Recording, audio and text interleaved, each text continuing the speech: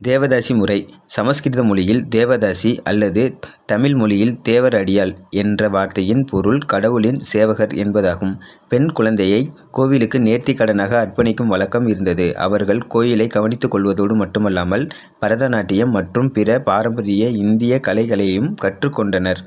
பிற்காலத்தில் அவர்கள் மோசமாக நடத்தப்பட்டு அவமானப்படுத்தப்பட்டனர். மேலும் தேவதாசிகள் தங்கள் கண்ணியம், பெருமை உணர்வு, சுயமரியாதை மற்றும் கௌரவம் ஆகியவற்றை இழந்தனர்.